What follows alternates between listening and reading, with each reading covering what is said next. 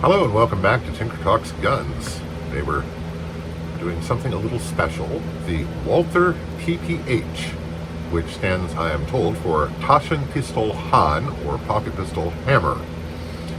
And this is a gun of much more modern production than you might think, and we'll talk about that. But before we get into that, I'd like to say a special thanks to my supporters on Patreon. Ammunition, reloading components, parts, guns, it all costs money, and your contributions help more than you know. If you'd like to join my supporters on Patreon, there's a link in the description below.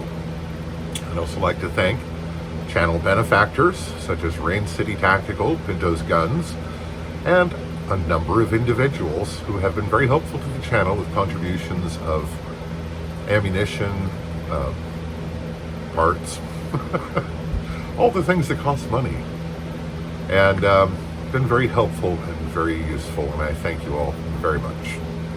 So, the Walther TPH began production, consulting my notes, yes, I was right, 1968, just in time to be prohibited from importation to the United States under the Gun Control Act of 1968, whose rationale was that tiny, inexpensive pistols were favored by criminals, which was not true. And this was anything but inexpensive, and they're even less cheap today. This example is a West German gun.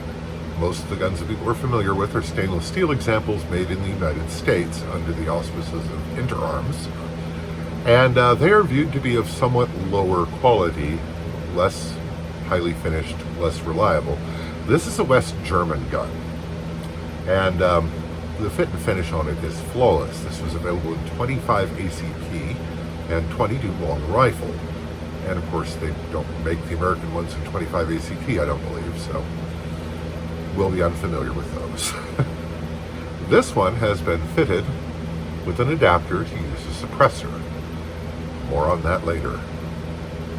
And it's really a very fine little gun. It is single action, double action in operation, and has a fairly typical European style hammer drop safety, which will safely drop the hammer. So ideally you would load the gun, chamber around, apply the safety to drop the hammer, and then carry it safety off, hammer down. And it's really sort of a miniature PPK. And again, they're very nice. Let's have a look at this on the tabletop. The Walther TPH is not at all a large pistol, with its standard dimensions being 5.3 inches in length, 3.7 inches high, and about 0.9 inches thick. It's quite svelte. It's a single action, double action semi-auto with a hammer drop safety, which does block the firing pin while it drops the hammer. And typically one would carry this with a round in the chamber, hammer down, safety off, as is fairly typical for autos of this type. This one is a bit longer, of course, another 3/4 inch or so because of the adapter for a silencer. And it's a beautifully made gun with nice Walther style markings here. It does say made in Germany under the serial number, and the importer is Interarms, Alexandria, Virginia. And there's a great deal of attention to detail on this gun. And it's just a really nicely made little gun. The American guns were all stainless as far as I know, and were reputed to be rather less nice in finish and fit, and sometimes had issues with reliability. So, being a rimfire, you cannot safely dry fire it, so I'm going to insert a expended cartridge so that I can show you the trigger. Since the slide doesn't lock back and the ejector port is tiny, the process of inserting the expended cartridge is fraught with peril, so we drew the curtains of charity over that effort. But as you can see, there is in fact an expended cartridge in there. And so the trigger pull in double action is quite heavy, with a bit of stacking just before it breaks. It is commendably smooth, There's some mechanical noise at the beginning of it, but that really doesn't interfere with the feel of the trigger. Single action, very light, nicely crisp, even though there is significant over travel, but that's more a symptom of double action, single action semi-autos rather than something peculiar to this gun. So, beautiful little gun. The suppressor attachment is very nicely made and fitted. So I suppose the real question now is, how does it shoot?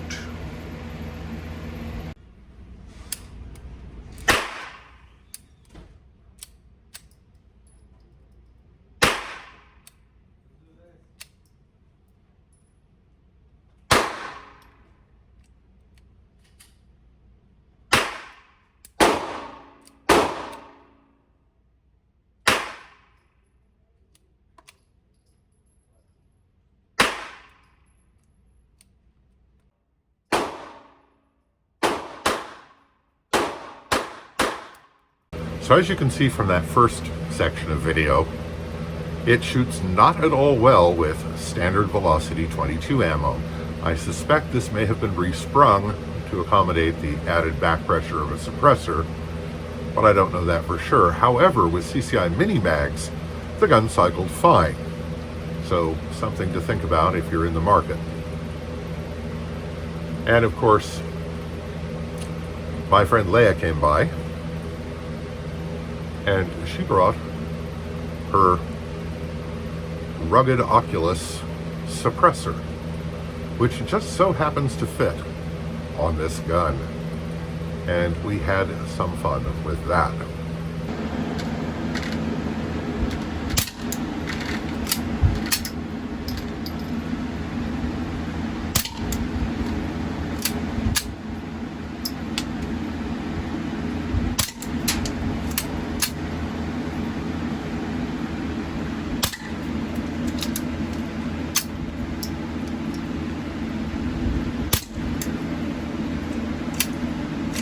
There we go.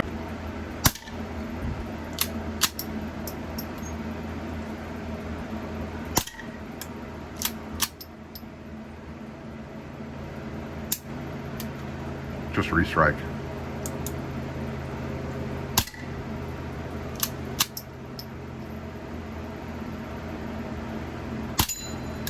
Oh, you got metal. I think you're done.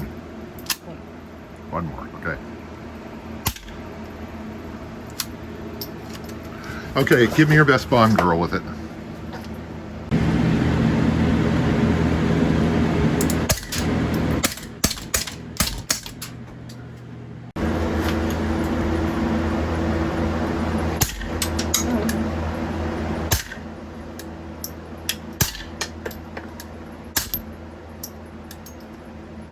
So as you can see with the rugged Oculus suppressor, this little gun is just stupid quiet.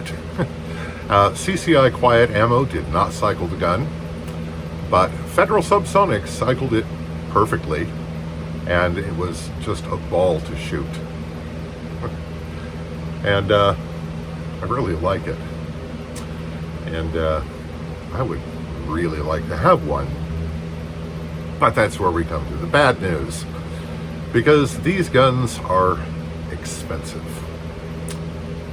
Typical prices as of this afternoon are $700 to $1,200 for the standard American-made stainless guns, and $1,299 to $2,500 for blued German guns of this quality. So quite significantly out of my price range.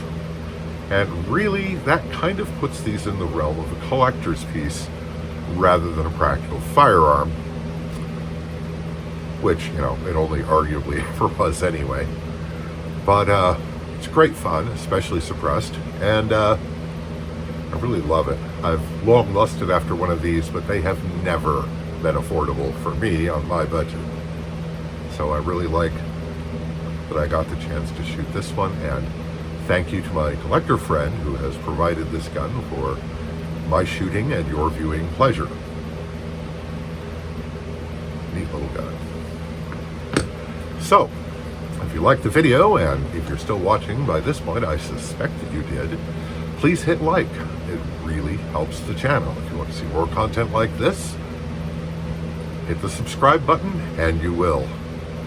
And again, it helps the channel, as do comments in the comment section. So, hope this finds you well. Stay safe, take care, and we'll talk to you again real soon.